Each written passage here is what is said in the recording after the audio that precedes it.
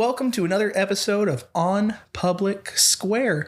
I'm here today joined by a whole group of folks. We are doing our Team Alex Spend a Day in My Wheels challenge today here at City Hall. So I am joined by Alex and his father and our grants director, Lauren. And we're going to talk about Accessibility Enhancements Committee, and the Day in My Wheels challenge. So we got a lot to talk about. As always, let's just start with introductions, and let's start with one of our guests. Alex, would you like to just introduce yourself? Yeah. Hi, I'm Alex. I am the founder and the Spend a Day in My Wheels Wheelchair Challenge. I run the program. I'm a college student at Lipscomb University in Nashville. I'm from originally Lebanon, Tennessee. And this is the second time y'all have visited us here at Clarksville. Yes. The last time being, I guess, a year or two ago, 2 years ago. Like 2 years? It was Yeah. 2022 or 2023. I know it was warmer outside. It was springtime. Yeah. Yeah, and you mentioned getting into Lipscomb. Congratulations Yes, on that thank you. point as well. What are you studying? Thank you. I'm a missions ministry and leadership major with an English literature minor. Very cool. That's awesome. My degree is in English literature, so very I'm cool. glad to hear Yeah. that. Yeah. We need more folks in that Oh, yeah. department. If you'd like to. Yeah, sure. I'm Nathan Johnson. I'm Alex's dad.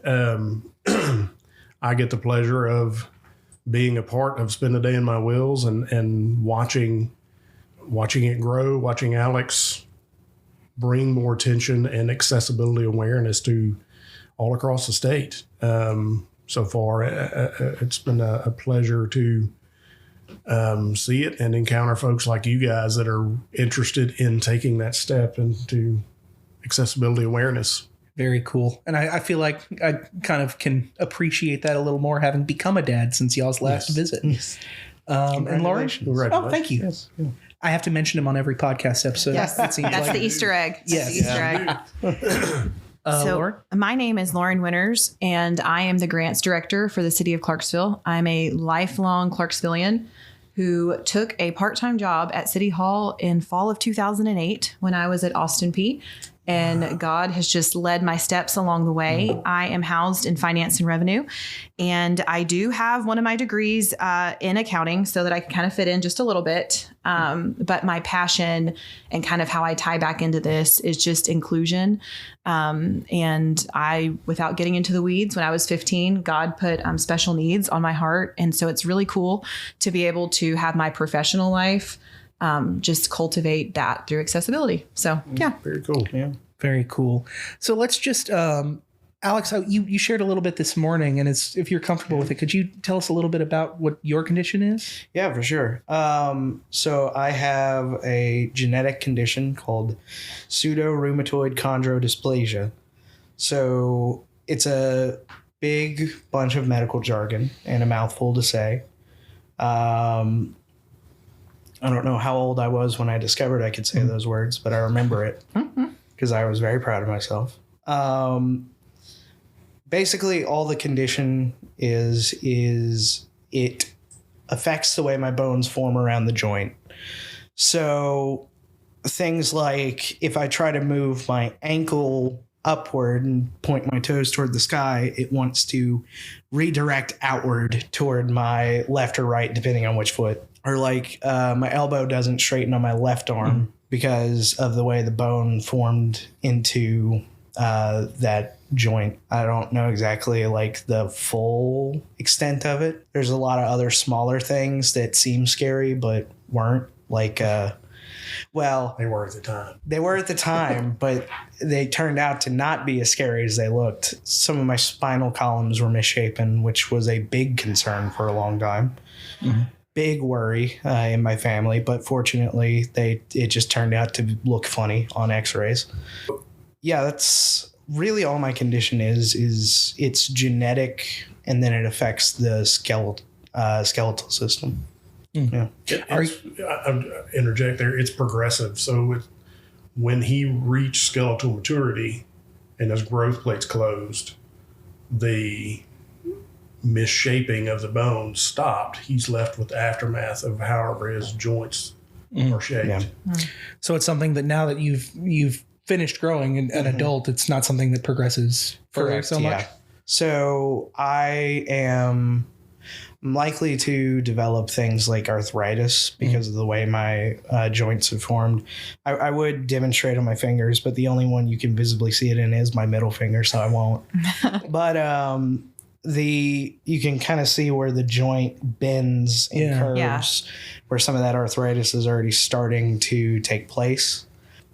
So things like that I'm more prone to. Some of my bones are very thin, both from just not using them from being in a wheelchair, and then also from the misshaping.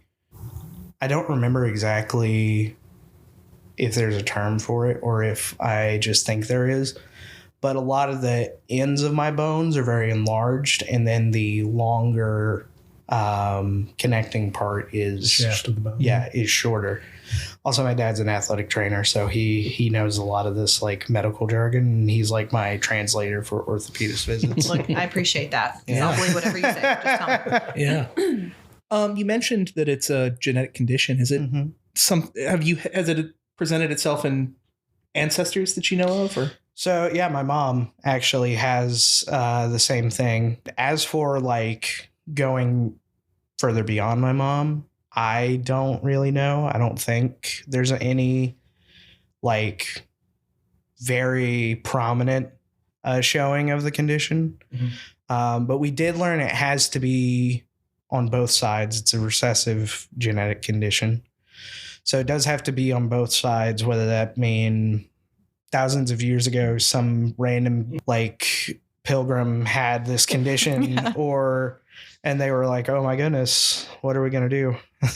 It could also mean, like I said, like with my mom, she has the same condition, although it presented itself a little differently because it doesn't misshape the bones the same way every time. And it is more prominent and there's more misshaping of the ends of the bones in males than females. So did your mom have the condition prior to your diagnosis? Is that how you were kind of able to be like, hey? Yes, and they treated from when she was 3 years old. They treated her for juvenile rheumatoid arthritis. Yeah. So she had a misdiagnosis until we started. So your this process diagnosis with is him. what properly diagnosed your mom. Correct. Yeah. Yeah. Interesting. Yeah. Wow. That's interesting. Yeah. It's a very rare condition. I don't remember the exact numbers, but it's like 1 in every 1 million people. Wow. Which is, I forget exactly what percent. When he was little, he used to tell us he was an X-Man, a mutant. So I mean, 1 in a million. I am. million. Yeah, I I'm 1 in a am. million, Like Dad. legitimately, I'm 1 in a million. I'm not really sure what else there is to tell about my condition because there's just not much known about it because it is so rare.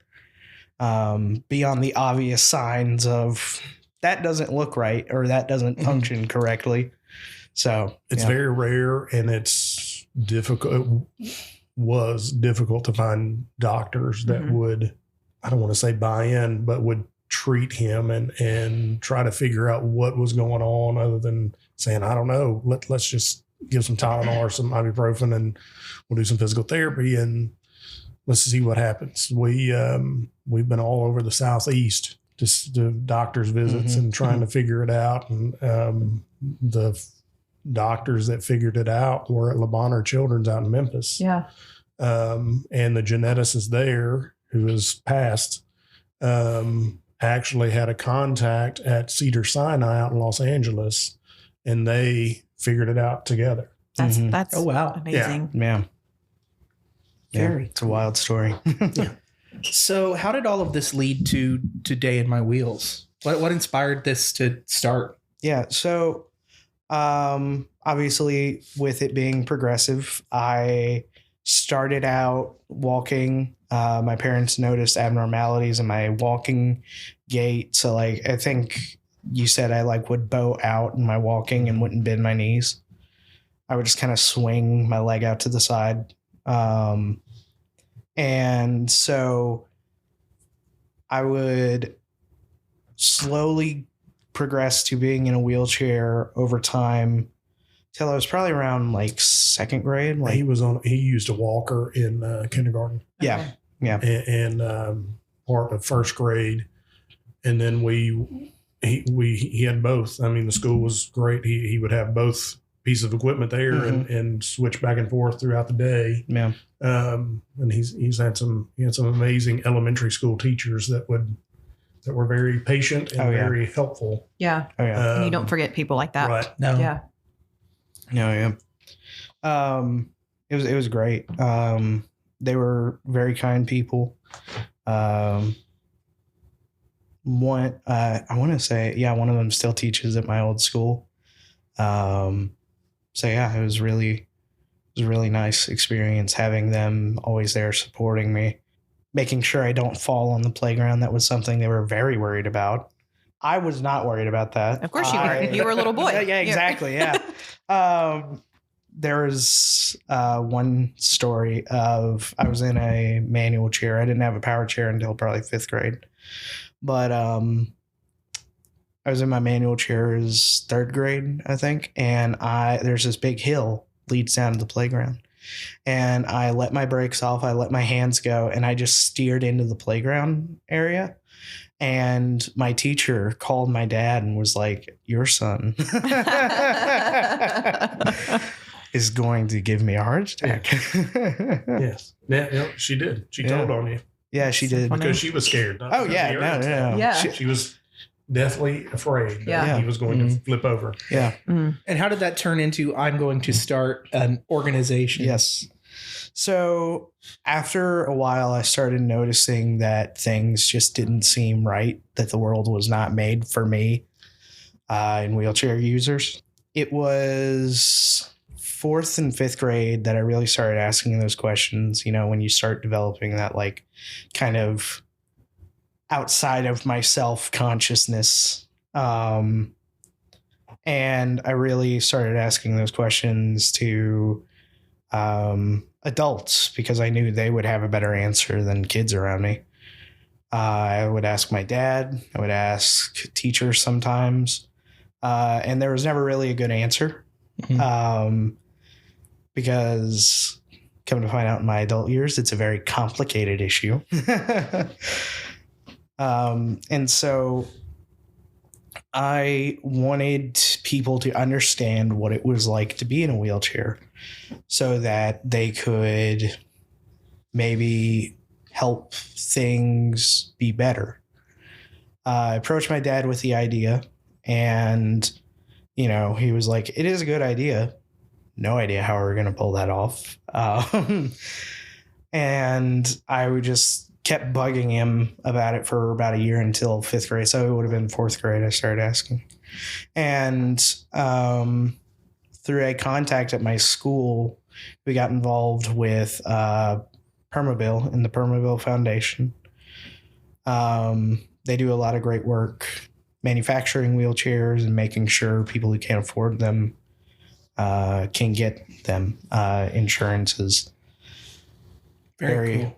Very tricky to navigate. Yeah. Especially with mobility equipment. So they do a lot of good job. They do a good job with all that.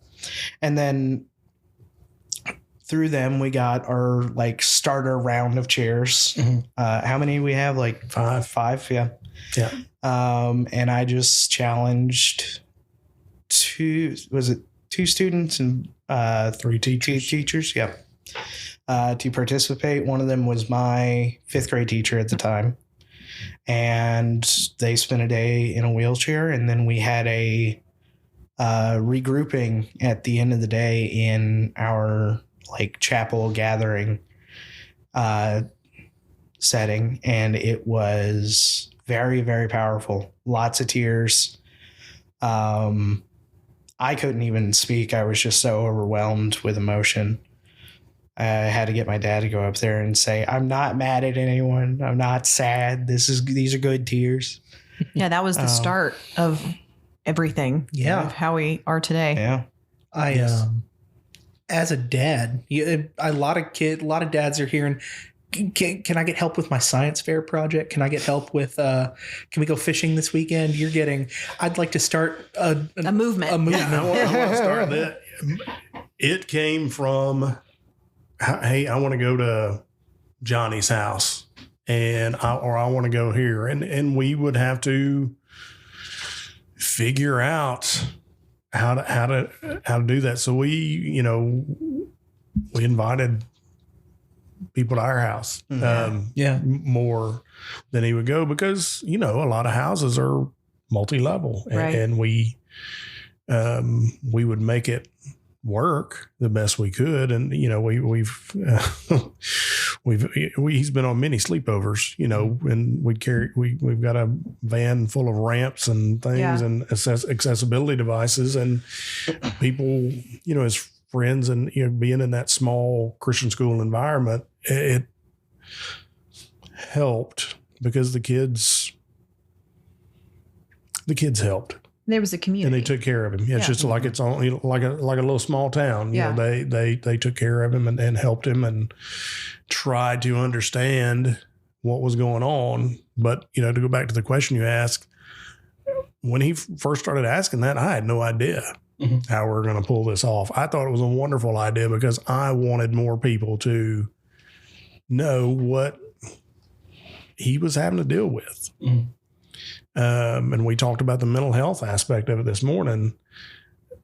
It's a lot for a fifth grader. It's a lot for a fifth grader that doesn't have any health issues. Right. With all the changes that are happening at that age, and then the puberty that's about to hit. But we were so fortunate at one of his teachers, her husband worked for Permabil, and I was talking to him at a baseball game, and he said, "Hey, we just hired a lady. We're starting a nonprofit arm that wants to help people and help people with independence and mobility." And we set a meeting with Ashley Davis, the director of the Permabil Foundation, and she liked the idea. And, we gave it a test run at Friendship Christian School with those 5 people. And it's just kind of taken off and evolved from there. And, now we're here, and this is the second time here in the city of Clarksville, and we're seeing the improvements, and we were discussing in the car, we're seeing the fruits of his labor. It's amazing. So let's talk about that, about some of the places that you went and visited today. So where all did Brandon take you? So hold on, let's give the real quick synopsis in case someone didn't listen to the podcast previously. So when they came and visited, I think you visited in 23. I think I'm something not like that. 100% positive. That sounds right. The spring of 23 is okay. Yeah. And so at that time, the mayor had invited several of us to participate in the challenge. And I'm not going to lie to you, I feel like I'm pretty physically active. And so I thought, yeah, absolutely. Not only that, but I have this pull, this drawing towards inclusion. And I'm like, hey, these two things line up, right? Right. And so we left the mayor's large conference room.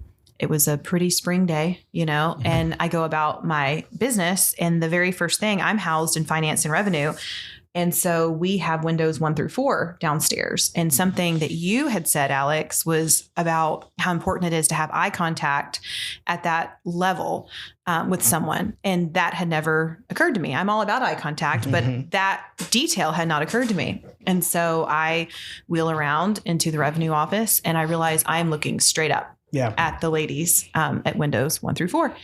And so that kind of started this idea of like, could we lower this countertop, not only to help folks who have accessible needs, but also we do tax relief here, which a lot of times involves elderly taxpayers who might need to be able to sit down and just kind of take a load off, right? So that started this idea, immediately went to the mayor. I was like, hey, do you think we could get some money somewhere to do this project? Then that led to the Accessibility Enhancements Committee, which then led to this capital project that City Council graciously approved for us with $500,000 in this starter money. And immediately we went out and started doing, I'm going to call it audits. I'm air quoting. I know y'all can't see me. But we immediately went out and started doing audits of city-owned buildings. And we're like, hey, what have you noticed? What have we noticed? And so that was honestly the first thing that started. And I have just printed a very quick list. And I know, Casey, do you want to talk about the website where they can go see this? So there is a website where folks can jump on and kind of track a lot of these projects. The meetings are largely folks from a bunch of different departments who say, okay, what can we work on this month? And then start putting away projects. and a lot's been cleared, but you can see those on the Accessibility Enhancements Committee webpage, which I will link in the description of this episode.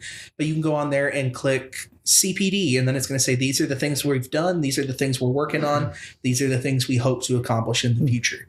And we're hoping to enhance that further with pictures and things like that in the near future, once we have a little bit better of a system for making sure they're updated all on time.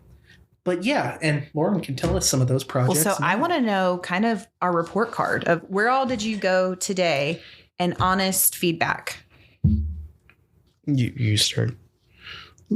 We went to, I can't remember the names of the buildings. Did you go? Sorry. Did you go downstairs today? We went downstairs in City Hall, and that's where it started, because we talked about that before we left the first time, and that was great. Good. You know, I mean, the only thing that we noticed is maybe widening that security entrance. Yeah, where the metal detectors Where are. the metal detectors are, because the chairs will go through there, but there's not a lot of give. Yeah. I had to take my arms up to get through there, because if I did, my hands were going to get pinched. Yeah, not good. Yeah. Okay. We went to the fire station because and looked at some restrooms and the entrance.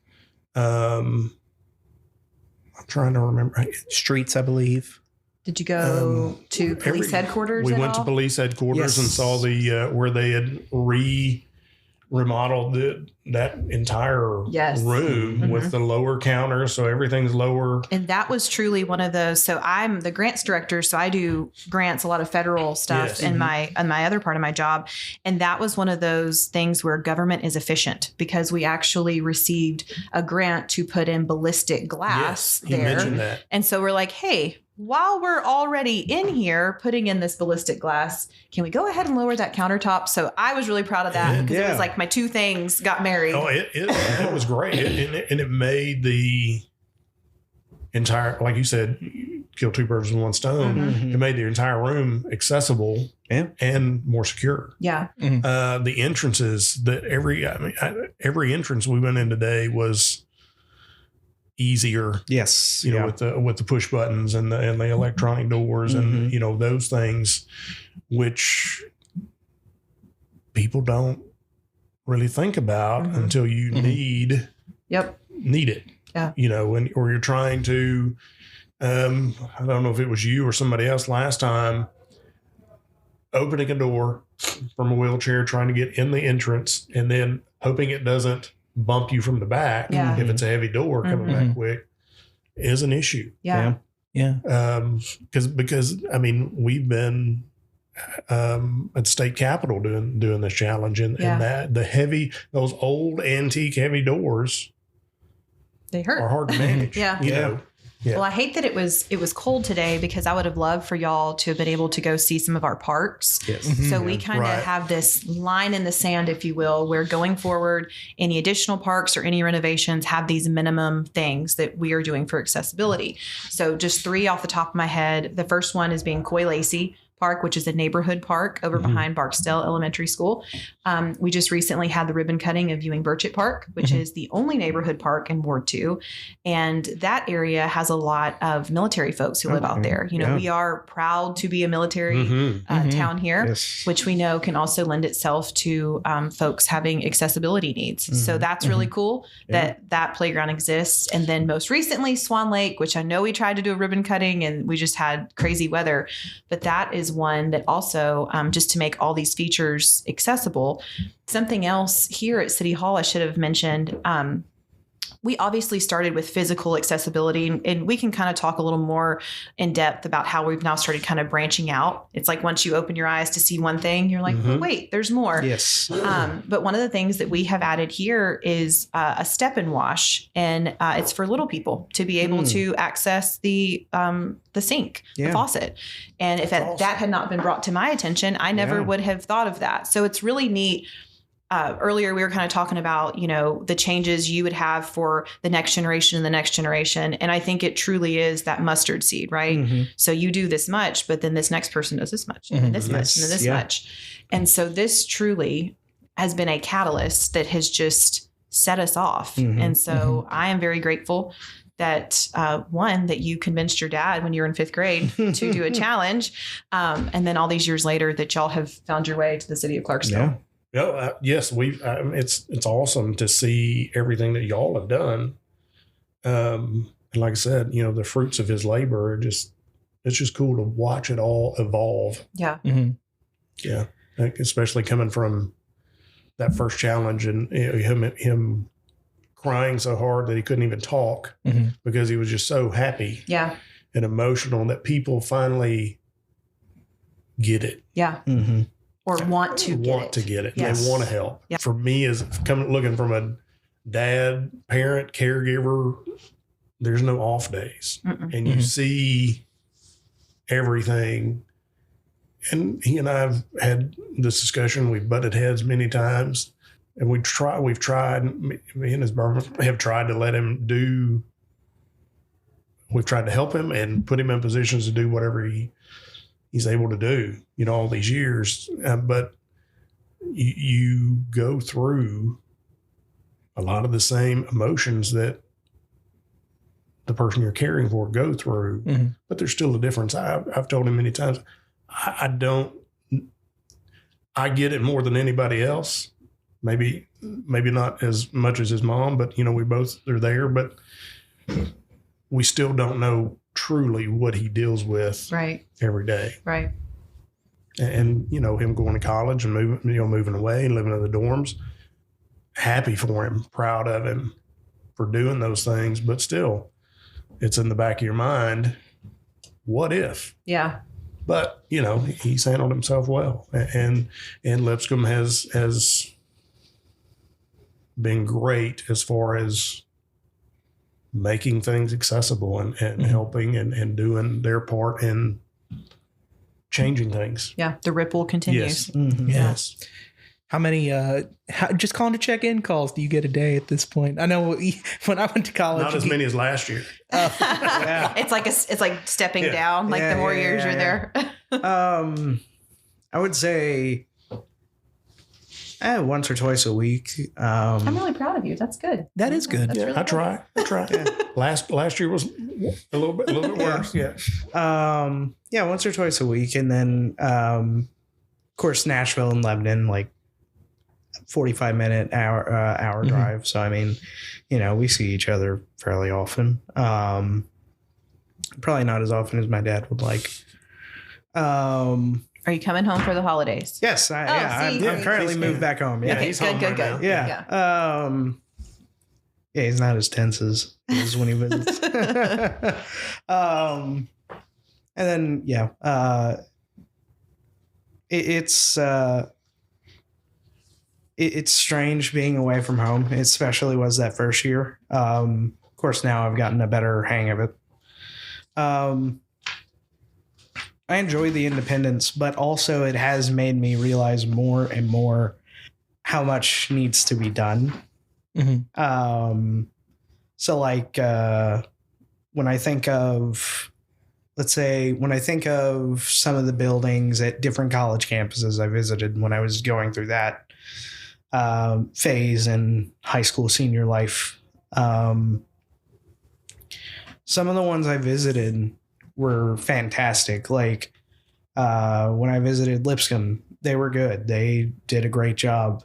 When I visited UT Chattanooga, some of the best dorm rooms I've ever seen out of any college campus. My dad was amazed at what UT Chattanooga had in their dorm rooms.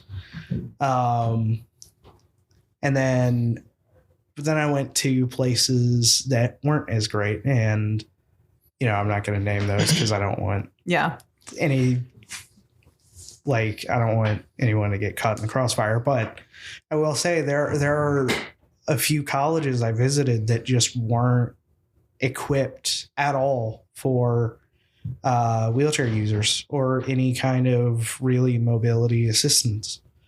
I remember one where the space between the sink, it was like a sink with a counter built in, and the shower and the toilet, it was like I couldn't even get the wheelchair frame through there. Yeah. It was just so narrow. And then, of course, we were like, well, do you have any other rooms? And they're like, this is pretty much it. And well, this isn't for me. yeah. And then it's like, well, I clearly can't go here. Yeah. Thank you. But I mean, there's literally nothing that we can do with that. Unless you just happen to be like, yeah, we're just going to completely remodel our dorm rooms to be accessible for this one student. As nice as that would have been to happen, Right. it did not. Well, that kind of goes back to what we were saying with parks, is you've got that going forward point. Mm-hmm. Like, you know, I don't know how quickly we can retrofit, but if we can draw this line in the sand, and then that speaks to that future generations, you know, piece. I hear all the commotion in the hallway because we've got a 1:30 check back in. But can we talk about Accessible Clarksville? Yes, we can definitely talk about that. And I wanted to talk a little bit more about Permobile, but I might just fill that. I might come back and record a little go-to on that. Let's get to Accessible Clarksville, though. We talked about how all of this was spurred on by y'all's first visit. And I had my timeline a little wrong. I didn't realize that the money started and the committee started after the visit. I had thought it was a little bit before. Yes. So that's even cooler. After. Okay. Yeah. Yeah. But we're working on something new that is kind of passed through the Accessibility Enhancements Committee, which is Accessible Clarksville is the current working name, modeled after our county's green certification program, which is this program that businesses can meet certain green standards like energy consumption, proper recycling, They can get a sticker on their building and put on a website for being a green business. Kind of working off that model, we want to have people be able to be certified as accessible businesses. So the current plan is to set this up, I believe, in 3 tiers: bronze, silver, and gold, and set different standards for each one, where businesses can apply, and then we can go check and make sure everything's legit. And assuming it is, get them certified as a certified accessible Clarksville business, whether that be food or retail or recreation or anything like that. And we'll make a big to-do out of it. We'll hold a ribbon cutting, present them with their new sticker with the year that they received it on. And just encourage people rather than based on enforcement. This would be sort of a positive and constructive way to reward folks who don't just meet the minimum standards, but go the extra mile. Yeah. Absolutely. Absolutely. And the kind of the idea of this too came from, we've got a grant from the state of Tennessee for an adult size changing table. And that came to mind. My sister's best friend has a son who is permanently wheelchair bound. And she was talking about the older he got, how it was more difficult to change him. And so when that came out, we actually put our first one in the Wilma Rudolph Event Center, which is the premier event space here in Clarksville. And that kind of led to, could we get a network of these? And could we use Sonny, who is in our 1:30 meeting with our after action here? He is our GIS expert.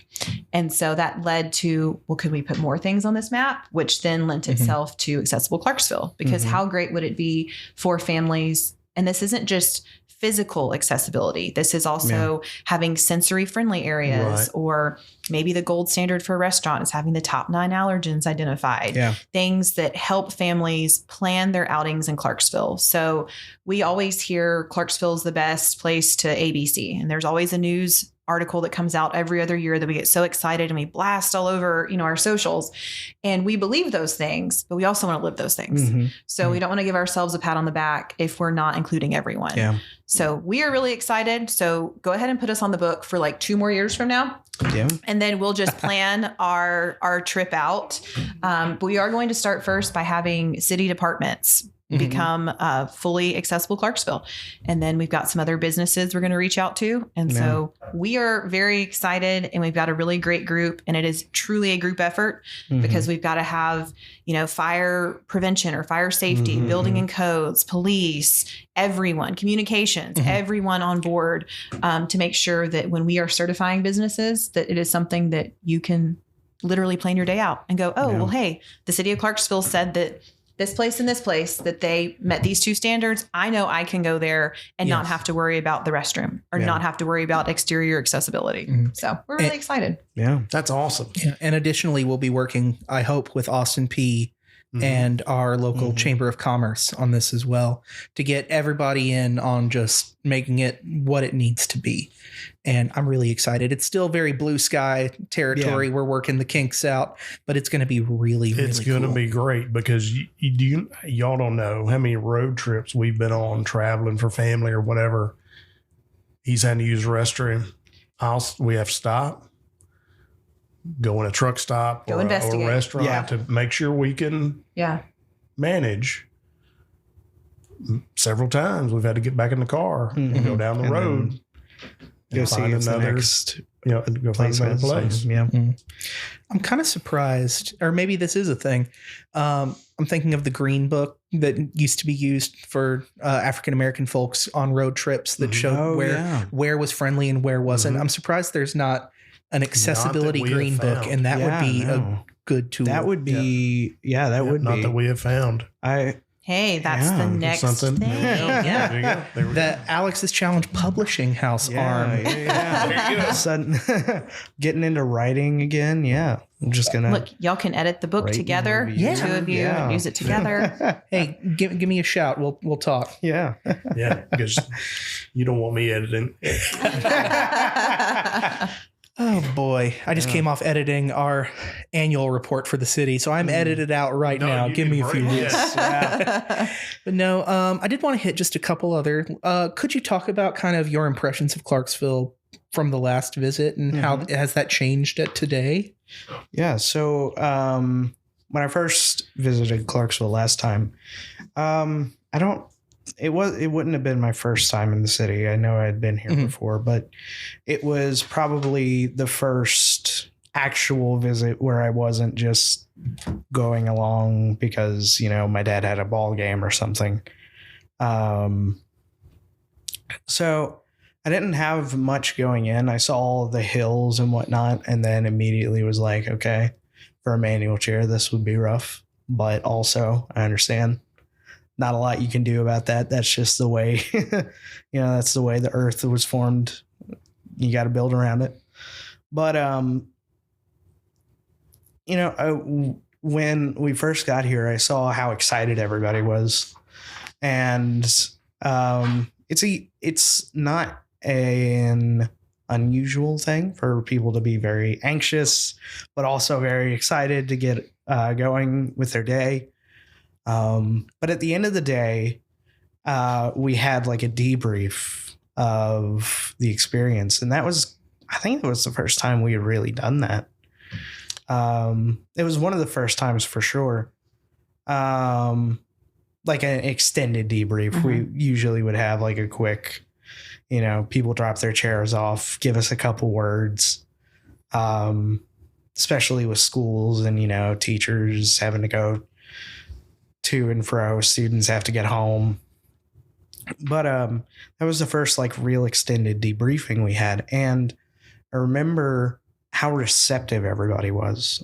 And, I figured things would change, and I thought they would, but I didn't know they would be this drastic within just a couple years. I mean, all the initiatives that you guys have launched are just completely and totally beautiful.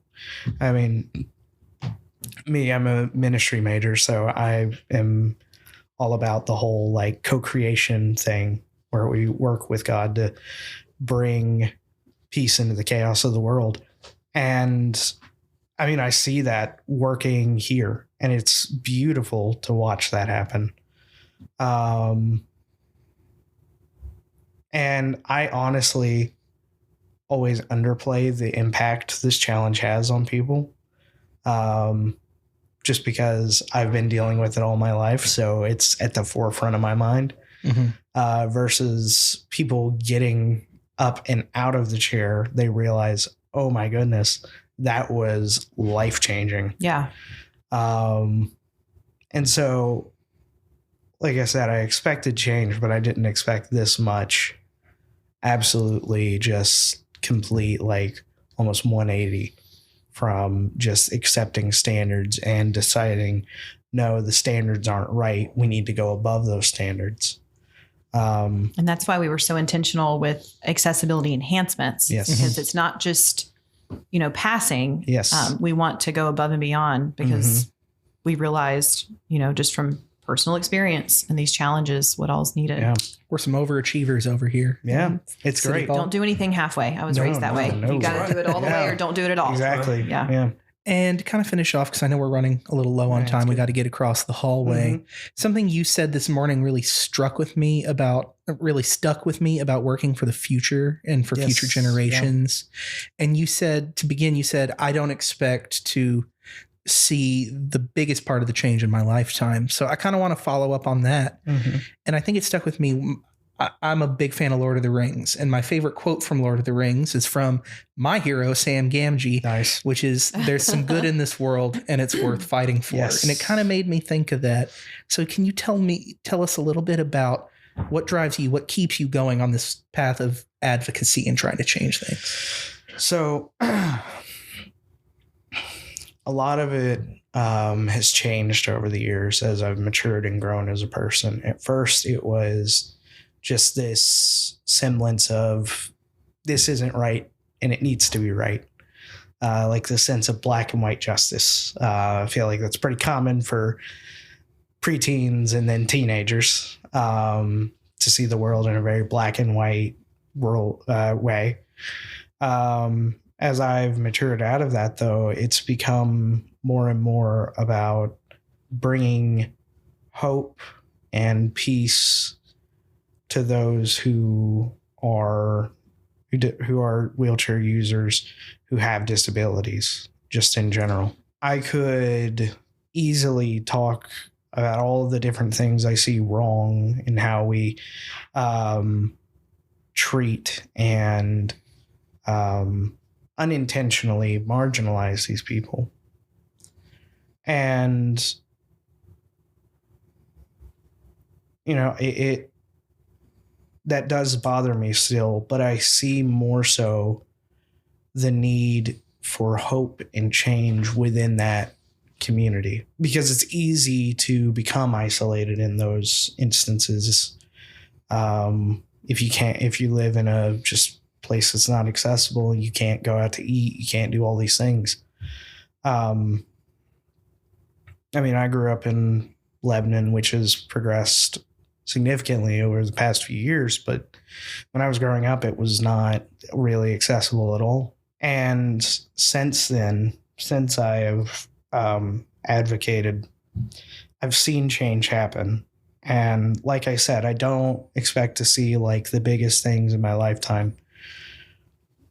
But what keeps me going is the thought of some kid, either soon or years from now, just going on a swing set in a wheelchair that his family can afford at a park that is suited for him, and that nobody is really staring. And some of that comes with changing the heart of the people, which takes time. But some of it does come with just making things better and making things more accessible. So to answer the question of kind of what keeps me coming back to that path of advocacy, it is a hope for the future that it will be better than now. I love that. I'm reminded of an Orson Welles quote, one of my favorite speakers, the great filmmaker. He says, "We are the ancestors of a free and easy people." And I love that you're doing a great job. Thank you. Yeah. And we're so glad to have you back. We hope to have you back again. Yeah. Yep. In 2 more years. 2 years. Yep. And I just want to thank you for all you guys are doing, and you're doing good work, and I appreciate it. So here's to that better future. Yes. And on that note, we'll see you in the future on Public Square.